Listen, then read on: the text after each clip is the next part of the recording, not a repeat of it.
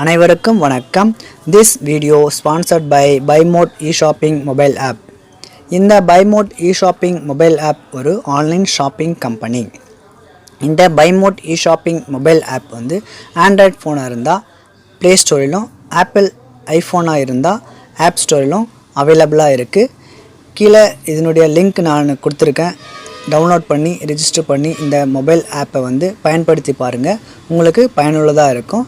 வாங்க இப்போ வீடியோக்குள்ளே போகலாம். தலையணை மந்திரம் என்றால் என்ன? இது வந்து பலர் பலவிதமாக புரிஞ்சுக்கலாம். நம்ம பல கோணங்களில் பார்த்துக்கலாம்.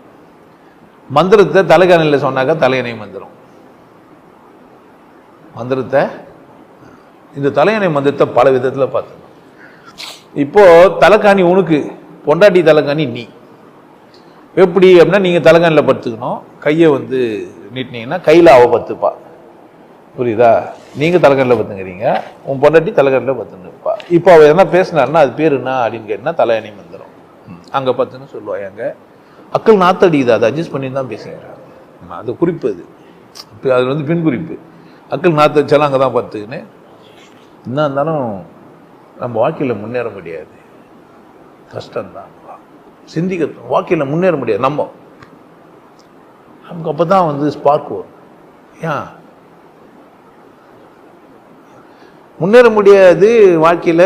கொஞ்சம் யோசிக்கணும்னு சொல்லிட்டு சும்மா இல்லை, கையில் பத்துனுங்கிறவோ இன்னும் கொஞ்சம் நெருக்கமாக வந்து கால் மேலே போகிறதோ, இல்லை நீ கால் போட்டுக்கிறதுக்கான முயற்சி செய்யறதோ செஞ்ச உடனே இன்னும் கொஞ்சம் நெருக்கமாக போய் எப்படிம்மா சொல்கிற, இல்லை எப்படி சொல்கிற, எப்படி சொல்கிற, எப்படி தேனு சொல்கிற, எப்படி மயில் சொல்கிற, எப்படி மான் சொல்கிற, எப்படி மல்லிகை சொல்கிற.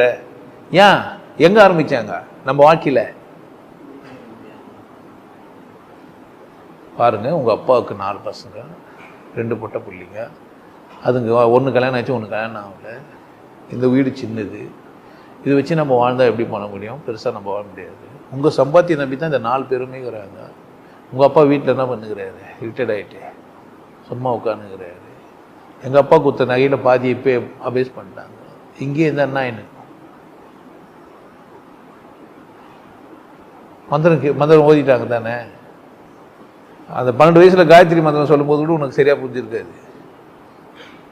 இப்போ இவனுங்க தெளிவா அடுத்தது நாள் மறுநாள் இருந்து எப்படி செயல்படுவேன் அப்படின்னு கேட்டேன்னா, நான் ஒரு தனியாக வீடு பார்க்கலான்னுக்கிறேன்னுவேன். ஏன் வாழ்க்கையில் முன்னேற போறேன். அவ வீடு பார்க்க சொல்லலையா? இப்போ அம்மா காரியா சொல்லுவா, ஏன் உன் பொண்டாட்டி சொன்னாலா? எதுக்கு தண்ணி குத்தணும் போ சொல்லி? நமக்கு ஆச்சரியமா இருக்கும். நம்ம பொண்டாட்டி சொல்லவே இல்லை, கோவம் வரும். ஏன் நான் எனக்கு அறிவு இல்லையா? எனக்கு அறிவே இல்லைன்னு வச்சுக்கிறியா? நான் சொந்தமாக வீடு கட்டணும், சொந்தமாக வாழணும் நான் நினைக்க மாட்டேன்னா, இதெல்லாம் அவ சொல்லி தான் நான் செய்யணுமா? அவன் அங்கிருந்து சொல்லுவா, நான் எப்போங்க உங்ககிட்ட சொன்னேன், உங்க அம்மா நாங்கள் இப்படி சொல்றாங்க. அவ வீடு தனி குத்தணும் போக சொன்னாடா? என்ன சொன்னா? முன்னேற முடியாதுங்கன்னு தான் சொன்னான். உன்னால முடியாதுன்னு ஒன்று உனக்கு வீடு கொண்டு என்ன ஆயிடுச்சு? ஆக்சுவலா உனக்கு தலைக்காணி இங்க வச்ச உடனே, காலை மேலே போட்ட உடனே உன்னால முடியல. எது அங்க நடக்க வேண்டிய செயல் முடியலன்றத வெளியே வந்து நான் இதை முடிச்சு காட்டுவேன்றதுதான் விஷயம். ஏன் அந்த மந்திரத்தை ஒத்துக்கின? மேட்ரு அங்கேயே முடிஞ்சிருந்தா பேசுவா. இங்க வந்து கக்கத்துல வந்து பத்தாள்னா நீ வேலை செய்வேன்னா உன் பக்கத்துல வந்து படுப்பா, பேச விடுவோம். பாரு, மந்திரம் பலிக்கும். அந்த பேய் அங்கேயே ஓட்டிருக்குமா இல்லையா?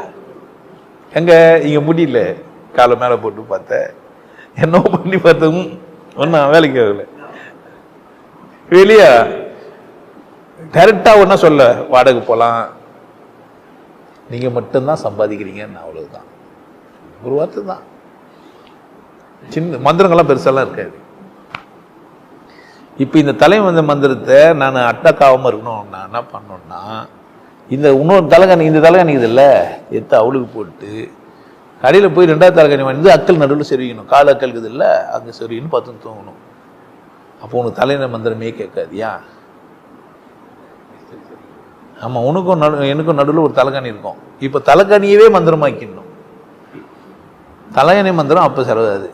எப்போ தலைகாணி என்ன வாங்கிட்டேனா, மந்திரம் ஆகிட்டேனா. புரிஞ்சிச்சா? தொடை இடுகளை வச்சுக்கணும். இன்னும் தலைகாணியும் அவருக்கு ஒன்று. இப்போ தலைகாணியாக இருக்கணும். உங்கள் பெட்டில் 4 தலைகாணி இருந்தால் தலையணை மந்திரம் செல்லாது. யார் கட்டில் 4 தலைகாணி இதோ அவன் வெற்றி வீரன். 2 தலைகாணி தான் வீட்டில் இருக்குதுன்னா பாவம் அவன். அதனால் முதல்ல போய் மந்திரம் செல்லக்கூடாதுன்னா அதுக்கு ஒரு ரெமிடிஸ் இருக்குது. 4 தலைகாணி வாங்கி போடு. ஆடு போய் பாரு, நிறைய ஆடு வந்திருக்கும். நம்ம அந்த மாதிரி ஆடு கம்பெனி இல்லை. ஒரு காலம் நம்ம யூடியூப்லேயே ஆடு பண்ணுற கம்பெனியாக இருந்தால் இந்த இடத்துல என்ன பண்ணலாம், நம்ம எந்த தலைகாணியை வாங்குங்கோ அப்படின்ட்டு என்ன பண்ணலாம், நம்ம ஆடு போட்டு காசு சம்பாதிக்கலாம். யாருன்னா கட் பண்ணி போடுறவங்களும் போடுவாங்க. ஏன்னா போட்டுக்கலாம் அந்த மாதிரிலாம். ஒரு யாரோ கம்பெனி தலைகாணி கம்பெனிக்கு இதுன்னு வச்சுக்க, இந்த வீடியோவில் கட் பண்ணி என்ன பண்ணிக்கலாம், கட் பண்ணி போட்டு பின்னாடி தலைகாணியை போட்டு விற்றுக்கலாம். புரிஞ்சுட்ருக்கோன்னு நினைக்கிறேன். தலைகாணி மந்திரத்துக்கு என்ன பண்ணா, தலையணை மந்திரம்னா இன்னொன்று இருக்குது, ஆன்மீகமானதாக இருக்கும். உங்கள் வலி, உங்கள் துக்கம், உங்கள் கவலை எல்லாத்தையும் நீங்கள் தலைகாணிக்கிட்ட தான் சொல்லுவீங்க. உங்கள் வேதனையெல்லாம் நீங்கள் ரணத்தெல்லாம் அங்கே தான் ஆற்றிப்பீங்க. தலைகாணி மாதிரியான ஒரு பொருள் இல்லவே இல்லை. நீங்கள் போய் அங்கே போய் குப்புற பத்து அழலாம், விசும்பலாம். அது ஈரத்தெல்லாம் உறிஞ்சின்னு சந்தோஷமாக கம்முன்னு இருக்கும். எது? தலைகாணி. தலைகாணி ஒரு மந்திரவாதி. தொடையிடுகளை வச்சுக்கிறது மட்டும் கிடையாது, அதை வச்சு என்ன பண்ணலாம், நீ அதை கூட அழலாம். இப்போ புதுசாக சாமியார்கள்லாம் ஒரு உத்திகளை கண்டுபிடிச்சிக்கிறாங்க. யார் மேலேனா கோவம் வந்தால் தலைகாணி மேலே அடின்ட்டான். ஆமாம், இது மாதிரி உத்தியெல்லாம் இருக்குது. தலைகாணியை போட்டுக்கணும். உனக்கு யார் கோவம் வருதோ அவங்கள நினச்சிக்கணும், அடிக்கணும். எதை? தலைகாணி. கையும் ஒன்றும் ஆகாது, தலைகாணியும் ஒன்றும் ஆகாது. ஆனால் மனசு லேசாகிடும். ஏன்னா அச்ச ஃபீல் இருக்குது இல்லை, யாரையோ ஒருத்தர் அச்ச ஃபீல் இருக்கும். இது மாதிரி உத்தியெல்லாம் கண்டுபிடிச்சி சொல்கிறவங்களாங்கிறாங்க.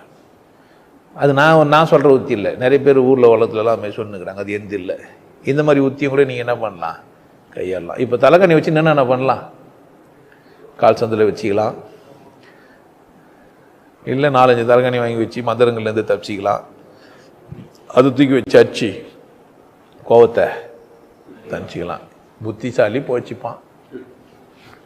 இது மேலே நான் சொல்ல முடியும்.